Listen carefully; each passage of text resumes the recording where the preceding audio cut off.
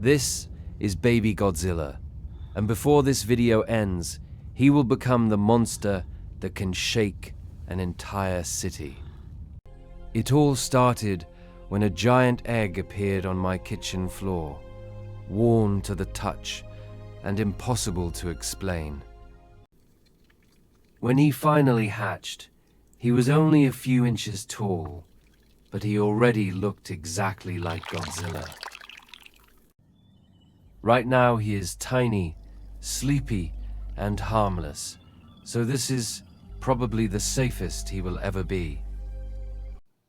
I offered him a finger first, and luckily his teeth were still tiny, because later that would become a problem.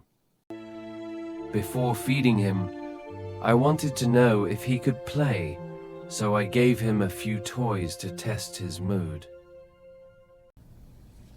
I started simple with berries, because at this size he could not eat much, but he was already growing fast. Then I gave him a pancake, and that was the moment I realized feeding Godzilla was going to get expensive.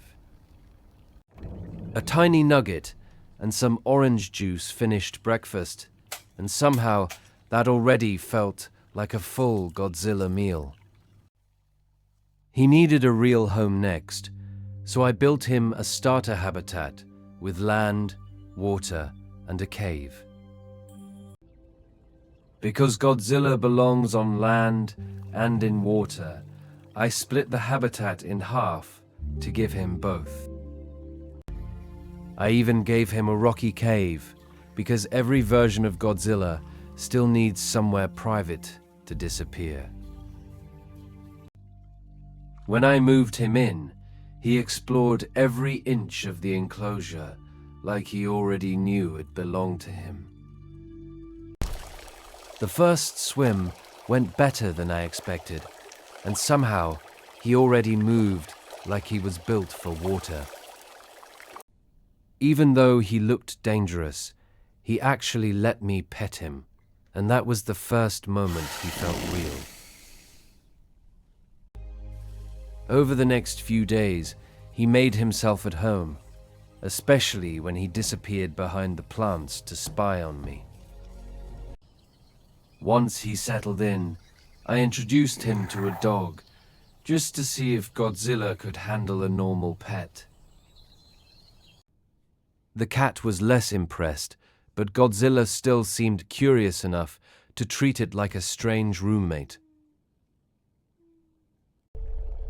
Then I added fish to the water, and that was the first time he looked like a true predator. After a few more days, he had already doubled in size, and the first habitat was starting to look small. Before taking him outside properly, I gave him a bath, and he hated it exactly as much as I expected. The park was his first real trip outside, and he handled it like he had always belonged in the world. Then I took him to the mall, where even the floor reflections seemed to confuse him for a second. Here is By your lunch, order, sir. he had already made it to a restaurant patio, Is and it to your somehow liking? he acted like this was normal. The beach changed everything, because the second he saw the ocean, he looked like he had found home. For a moment, he even made a friend in the water, and it almost looked like he could be gentle. But that peaceful moment ended fast, because the next thing he found in the water became lunch. Back home, his meals got a lot bigger, and from that point on, he started eating like a beast. Soon, he no longer fit inside the first habitat, and it was obvious I could not keep him at home forever. For a while, he slept on the human bed, which was cute until he started taking up almost all of it. He needed more room, so the next stage of his life was a move to a giant custom habitat at the zoo. The zoo gave him a huge new habitat with water, land, and a cave, and it looked perfect for him.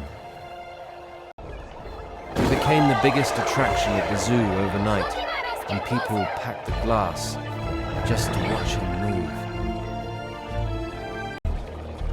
The only one who did not love the attention was the gorilla next door, who seemed personally offended by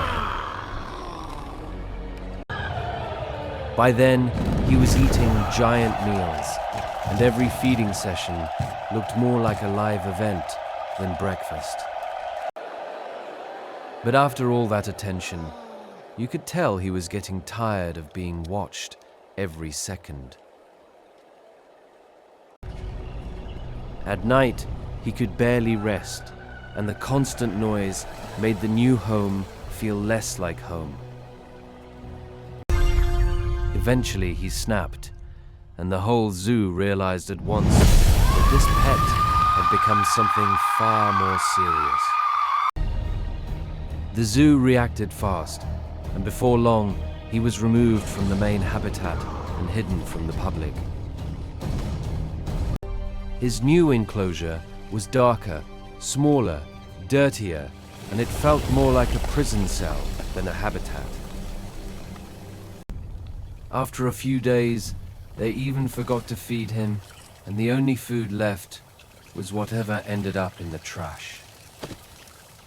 That isolation filled him with rage, and one night, his dorsal plates lit up with atomic energy for the first time. Then he snapped, completely, blasted the wall apart, and broke out of that cell like it was nothing.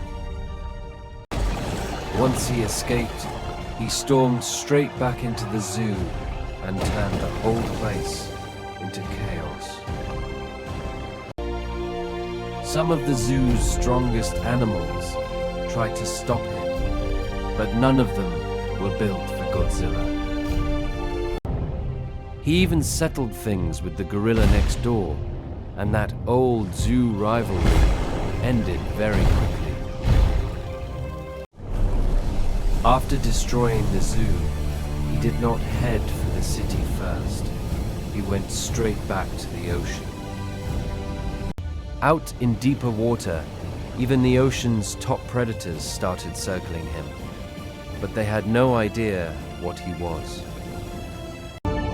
Before he could go any farther, the military arrived, because by then he was a worldwide threat. When he woke up again, he was trapped in a giant glass cell inside a cold military base. Scientists wired him up immediately, because the world had never seen a creature like this before. Then, they crossed the line and fitted him with a shock collar so they could control him like a weapon. It's moving! They All sent units him fire into well. battle next, and that was when Godzilla It's stopped charging, being a fall back. pet and became a war machine. When the enemy could not stop him, they dropped nukes on him, and that should have ended everything. But instead of killing him, the radiation made him bigger, stronger, and much more dangerous than before. The blast shattered his collar too, and from that moment, the military lost every bit of control. He headed straight for the nearest city, and every step made it clear that nothing human-sized could stop him. Then, the city started falling apart around him, and the same pet I raised had become unstoppable. He started as a tiny baby on my table, and now he stands above a ruined city like the end of the world.